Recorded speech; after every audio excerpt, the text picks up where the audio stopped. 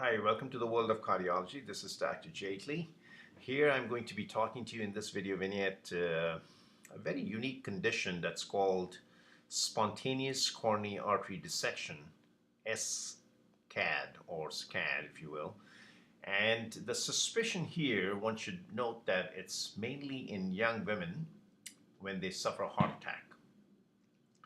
So it's an interesting finding that occurs in women, specifically so in their 40s of their age.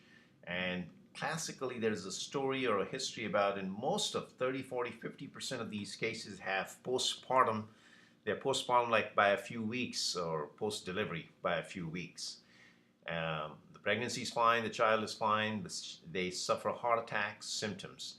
Rarely it's in men, and that too after very strenuous aerobic exercise.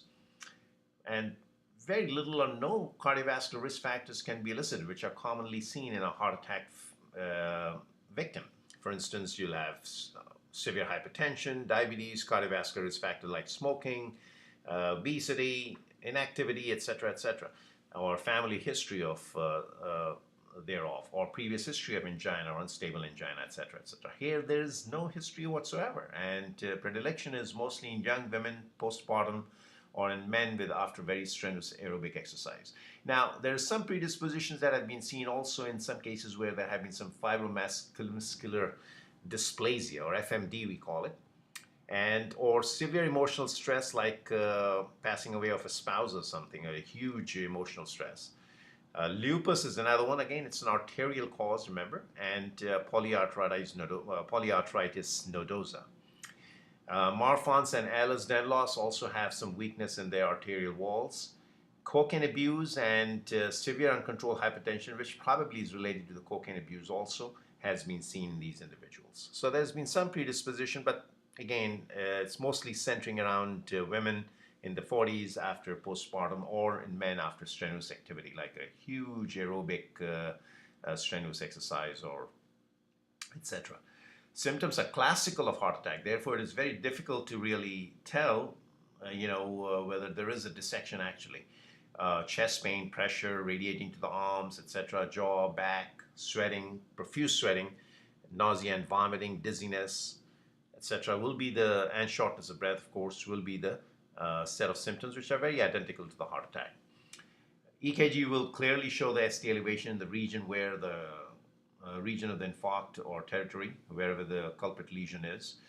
In the coronary angiogram, that's where the diagnosis occurs, is there one sees the dissection, and the dissection implies that the intima is now tearing off, and the blood starts to collect between the intima and the media layer. So remember, the artery has three layers: intima, adventitious layer, and the media layer. The media is the muscular layer.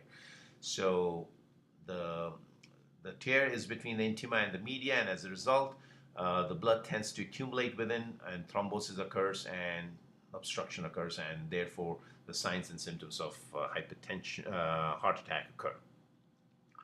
IVUS, which is intravascular ultrasound, is also diagnostic because it will show the intraluminal tear of the dissection as visualized from within. So you have an ultrasound which is going up the catheter like this inside, and then it can start visualizing the arterial wall and show the intactness of the wall up until this point, and then here, that's where there will be a tear. So that will be seen. And optical coherence tomography also pretty much reflects the same imaging like the IVUS, so it's not much anyway different, but your diagnosis can be either by an angiogram and or IVUS. Medical management must be done, including aspirin, antiplatelets, control of hypertension. If any risk factors are there, of course, address those, specifically the hypertension and the smoking, etc., or high cholesterol. Coronary stent has not been very useful, just so that you know. The coronary stent is not useful, just like unlike the regular heart attacks where coronary stent is very, very helpful. Here, the coronary stent is not a procedure of choice. But should a stent be placed, it only may stabilize somewhat the tear here to an extent, but again, it's not free from further tears. So it's because it's an issue there in the wall per se, not necessarily here, but elsewhere as well, and putting a stent is not totally free of danger. And counseling against future pregnancies must be done because there's a recurrence because we know that post-delivery in few weeks, and especially in women past the age of 40s, this occurs. And once a heart attack secondary to a SCAD or spontaneous coronary artery dissection occurs, then it's a contraindication to have another pregnancy, and therefore one should be really cautioned and counseled on that. So in a nutshell, obviously you have no risk factors, very little risk factors. It occurs predominantly in women. It presents just like any other heart attack, routine heart attack that we normally see, if you will, if I can say that. And ECG shows exactly the same, except the diagnosis is between an angiogram and an IVUS, where the tear can be seen, the intimal tear and the media layer tear. Treatment is the same, but stents are not very helpful here, unfortunately, and counseling should be done.